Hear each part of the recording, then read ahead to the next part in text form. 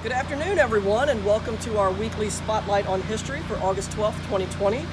My name is Mary Helen Dellinger, and I'm the curator of the Manassas Museum. Today we're going to be talking about public safety and our public safety stuff in the collection and some of the buildings that we have. So I'm coming to you today from in front of another one of the city's great buildings. This building here behind me is our historic town hall. So how many of you knew there were two town halls in Manassas? Not many people know that. So that's right, this is the first building that was used as a town hall and it's still in existence. You can see it right here. Today it houses the offices of the voter registration staff on the first floor, a very important part of our local government, and museum offices on the second floor.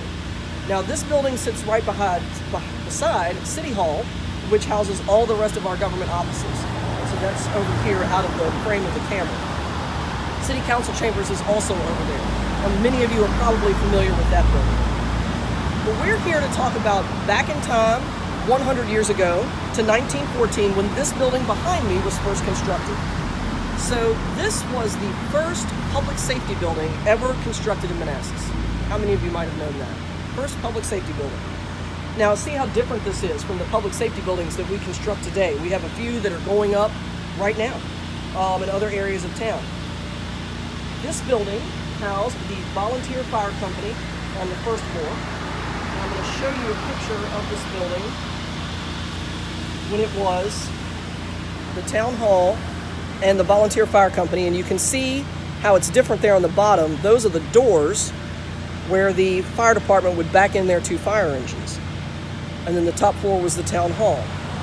This building also had space in it for the police department. So this building served three purposes: town offices for city government, police department, and the fire department. Now that's a lot going on in one building. Today, all of those departments are located in separate buildings. Fire has its own building, police has its own building, city government obviously, and City Hall. Now it's important to note here that the Manassas Volunteer Fire Company had been in existence since 1892, but they had no building to call home until this one was built in 1914. So for their first 22 years of operation, my understanding is they stored their equipment near the Southern Railway Depot where it was centrally located in case of a fire in town. Service was limited to what they could reasonably respond to with this fire wagon. That's a horse-drawn fire wagon. So if you had a fire before 1914, this is what would respond to your home. So if you kind of lived out rurally, I don't think they could have gotten there quickly. So here's another picture that I want to share with you. This image was taken in 1948, and it shows a state-of-the-art fire truck sitting in front of the building, and you can see the doors behind it. So we had two fire engines at the time. So this building was in use as the fire department building for the Manassas Volunteer Fire Company until 1956, and at that time they moved to a larger facility over on Centerville Road where they're still located today. Many of you might be familiar with that. They have a fantastic museum there in their fire building that has old fire trucks, the one you saw in this picture, firefighting equipment, and all other kinds of things. They're happy to share that with you. All you have to do is call them to arrange a tour. The museum collection has a few patches in it that were worn by local firemen, including George Cook. Here's one, it's Manassas Volunteer Fire Company. It's kind of neat.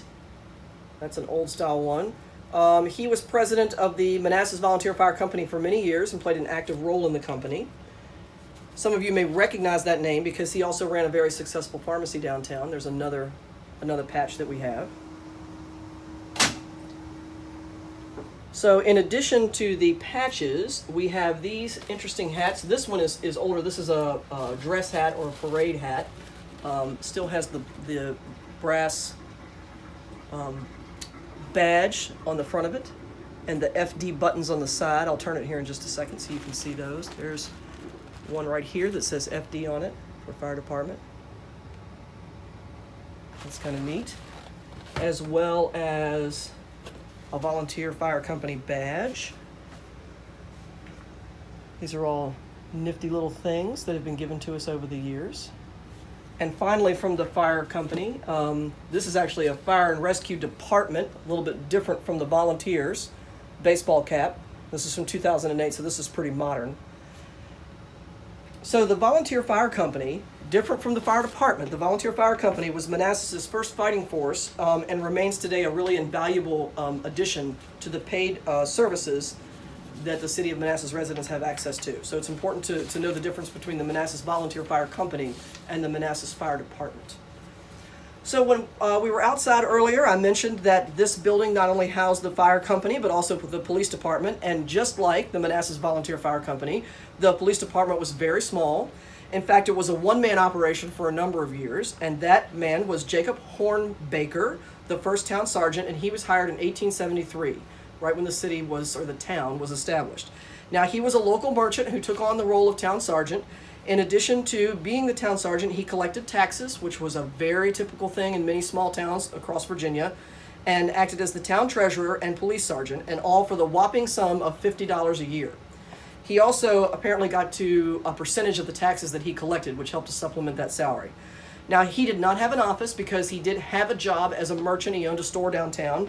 So if he was needed, he would be summoned from his home or from the store to come and basically like break up fights, help handle disputes, that type of thing. It was very much community policing at that time. So the Manassas Police Department did remain a one-man operation until 1915. So for a very long time, one man, and they were elected for a year, and then they would sometimes be re-elected or the different people would come and go. But beginning in 1915, they added a second officer, and at that time, office space was made available here in the town hall building, and they operated out of here. And then in the 1960s, a small annex was constructed in what is today the parking lot for City Hall. And that was the first official police building dedicated to the police department. So we have a few pieces in our collection also from the police department. We have this badge. It's badge number 2, Manassas Police, and this was worn by C.H. Wine, and he was one of the town sergeants.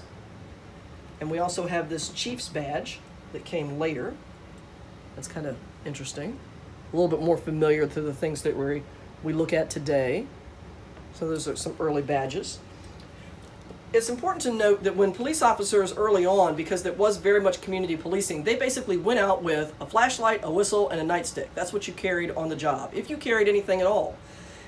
These are some things that were carried by one of those early officers. His name was Officer Hobbs. He went by the nickname of Smiley, I've heard, Smiley Hobbs. And so some old-timers here in Manassas may know that. So we have his badge, or his nameplate, that he wore on his uniform. Just said Hobbs, so that's sometimes today you'll see the initials of the officer and then the last name. And also the whistle that he carried. And here's his whistle. And that's what he would use. I guess it was to get people's attention. And then also here is a flashlight that was carried in the 1940s and 50s. It's plastic. Looks like something that you use to direct airplanes with, but this is what they used.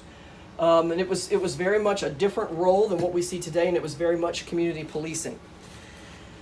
So that is what we have today from our public safety collection. We have a few other things that we don't have out. I don't want to show everything all at once, so we'll have maybe some surprises in future spotlights on history. I hope you enjoyed this presentation on public safety from Manassas in the early part of the 20th century. As always, please leave your comments on our page, and we'll try to respond to them in a timely manner. And we have finally received our first special request for a spotlight on history. I know I've been asking for this now for a long time.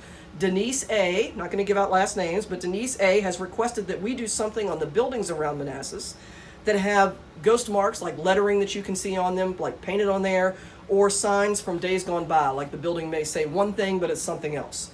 And she would like to know more information about those and what that means. And so Denise, we can absolutely do that, and I'm going to pull that together, and that will be presented sometime in September, so stay tuned for that. I'm Mary Helen Dellinger, and I will see you August 19th for our next Spotlight on History, and we're going to be in a different location again next week. We'll see you soon.